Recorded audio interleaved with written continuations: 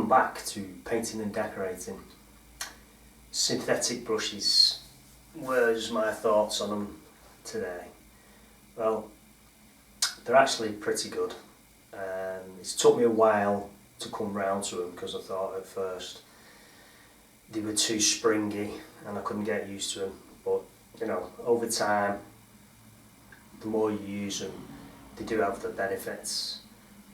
Especially with some water-based paints, some of these pure bristle brushes and these paints, they just don't go together. They gel in the stock and go hard a lot quicker than they do with a synthetic brush. And generally, these paint companies now, people that make the brushes, they're favouring the synthetic over the pure bristle. You can still buy pure bristle, especially if you go looking on the internet, you can buy pure bristle. And I do like to have a few pure bristle in my box because certain trim, when you're cutting into it, a pure bristle brush is just better. It's softer and more forgiving along sharp edges. Synthetics, like I say, they've got the benefits. They don't wear down. That's a really good benefit. When it comes to cutting in, you know where the bristles are all the time on them. You're not adjusting how you use the brush because pure bristle over time, they do wear down and they change, so you're kind of readjusting how you're using the brush. So they can be faster to use synthetic at times because, like I say, they cut in a sharper edge, and because they don't wear down, they keep the bristles nice and straight. And water-based paint just flows off them pretty easy. I never thought I would actually use synthetic brushes in oil-based paint, but recently I have been doing. And again, I found it to be okay. It's not too bad. It's a lot easier putting oil on with a synthetic brush than it is using a water-based paint and all that. So, conclusion still is you're better having both brushes in your box, because you just never know what paint you're using or what trim you're going to come across. Sometimes that is more difficult to use with one brush, and just swapping a brush sometimes can make such a difference to your speed of your job, and it's unbelievable. So let's have a look at some brushes and how they actually work with the paint and the flow.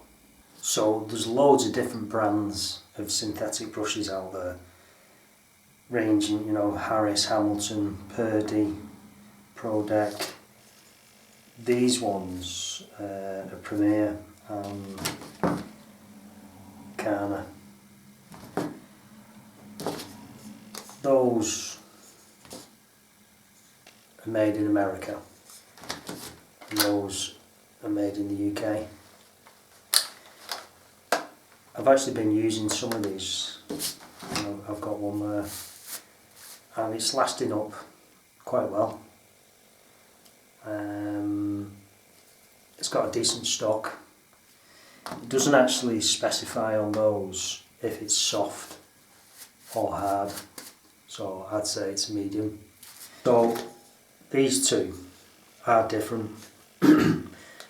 This Brooklyn, that's a soft blend CT polyester, and the CT stands for chemically tipped, and I think that's to keep the straightness of the filament for longer.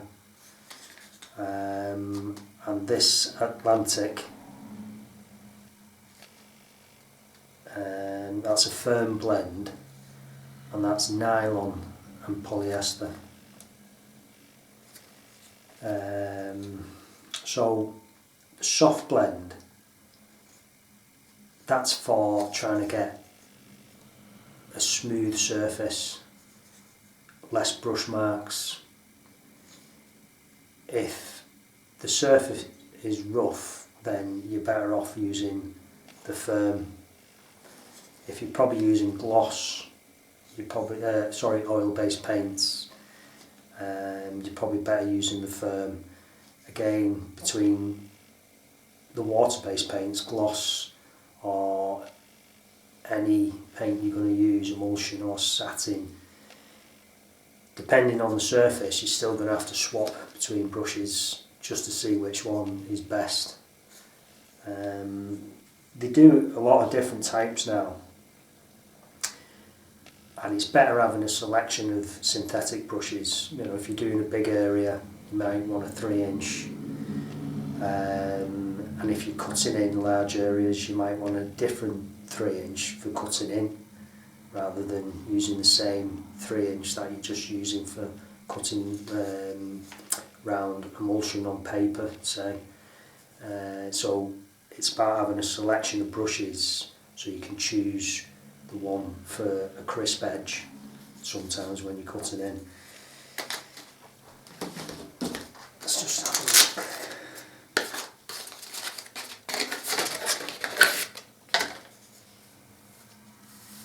look. Not bad.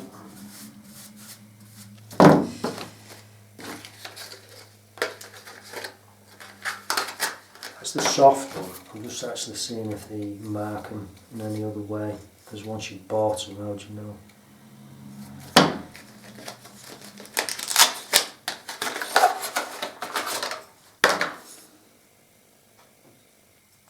Yeah, it's just got a CT poly and a nylon blend, because other than that, there's a little bit of difference in the colour.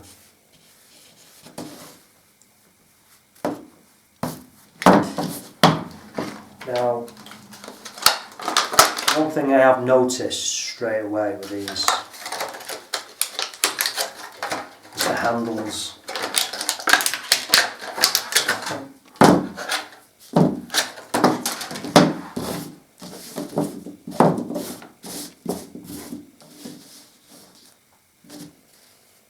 They're quite soft, actually, they are.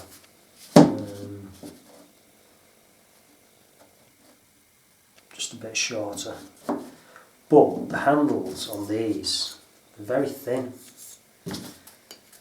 compared to the Carner, and that you just can move it around your hand a lot better. This seems, you know, it's going to slip or you'll drop it, maybe. That's definitely a better brush handle, but they are good brushes. Price-wise, though, I mean, you can already tell they're probably a better quality, and you do pay more for those. These are £5 for a pack, whereas each one of those you're looking at £7. So, and you want to look after them best you can. When it comes to washing them out, I've learned you've got to be very careful with them. Try and not use hot water, just cold water, and wash them out as soon as you've used them. Don't leave them sat about. And when you've got the tap running, just like that, in the water, never stubbing them, just keep them like that, and work in the stock a bit, and then let the tap run in for a bit. Keep just doing that, and that's how you keep the bristles nice and straight. I have heard that if the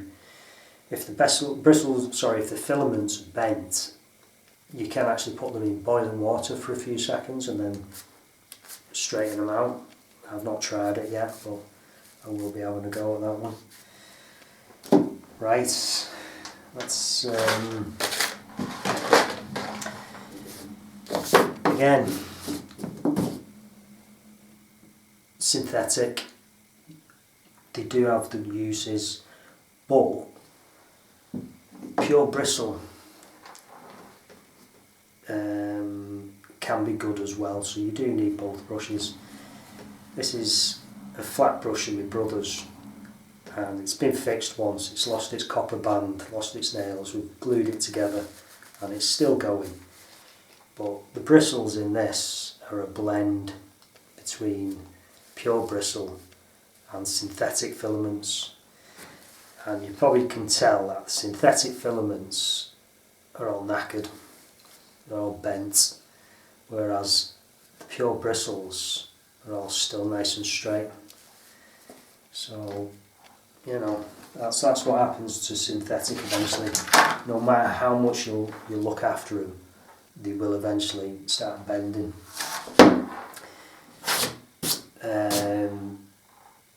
I mean, pure bristle, they wear down, so, you know, there's negatives to both. That's another pure bristle one. I think that one's actually badger hair.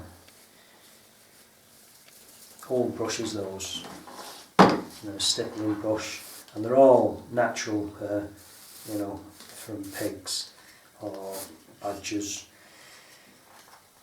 and they're good for leaving a very, very smooth surface. They're very forgiving as a brush, and in some applications they're the best thing to use, like this stippler.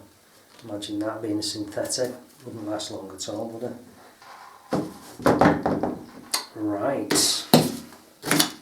so got the board again. Needs a bit of a clean down, and I'll just show you one of these brushes in action, doing a bit of cutting in around this trim. I'll give this a wipe round. It's been in the shed, and I've migrated out of the shed into my spare room. It's too cold in the shed.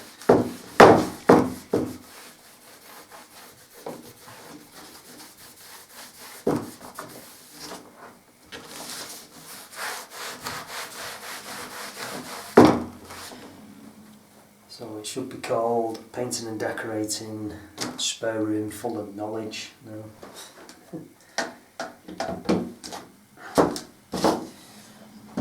So I'm actually going to use the CT blend, which is that one I had hold up. This is the softer one. Now with any brush you're better working into your paint. Just push a little bit up into the bristle, into the filaments.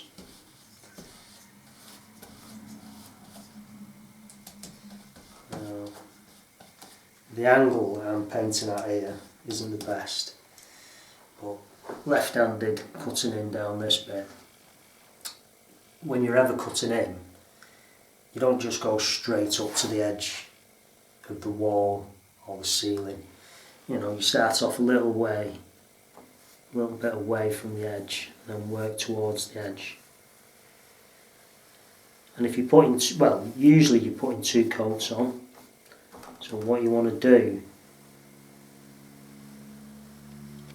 is straighten the edge up when you put the second coat on. That's not too bad.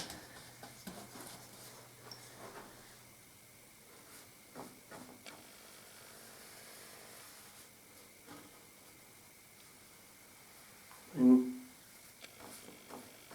they're not bad at all for brushes.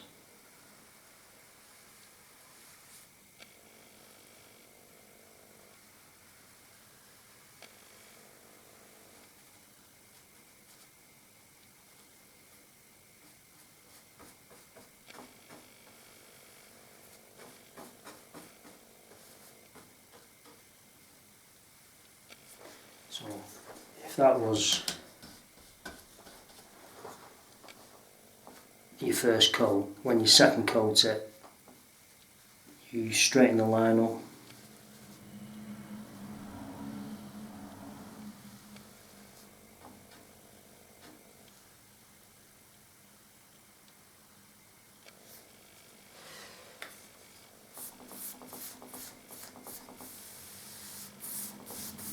Well, I've just gone on the wall. See that angle of the brush there. And that's why you always need a damp cloth.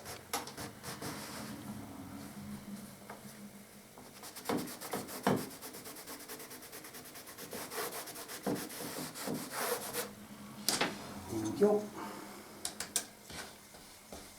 Well, that's painting for you.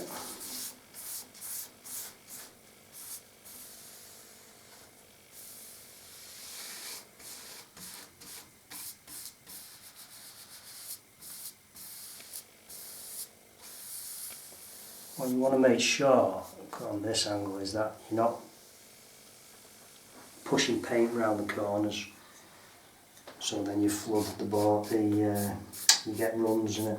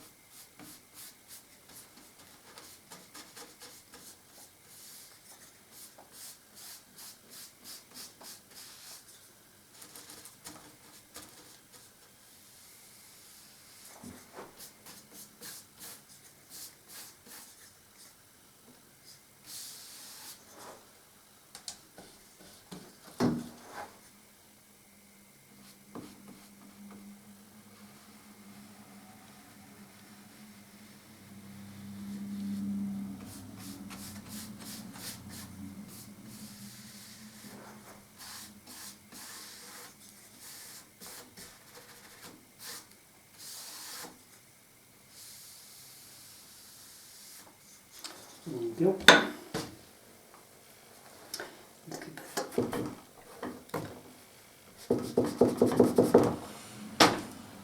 So, there you have it. Like I say, not bad brushes. The conclusion of the whole video is have both brushes in your box. You will be using a lot more synthetic than you will pure bristle. But there will be always that occasion where you'll want to turn to that pure bristle. I'll just give you a quick close-up of the cutting in.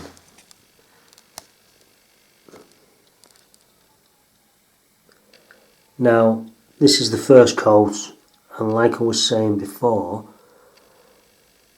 on the second coat, you straighten the edge.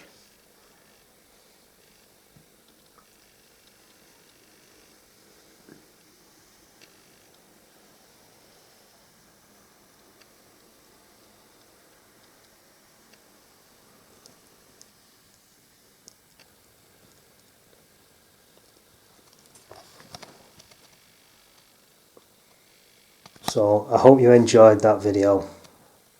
I'll see you in the next one.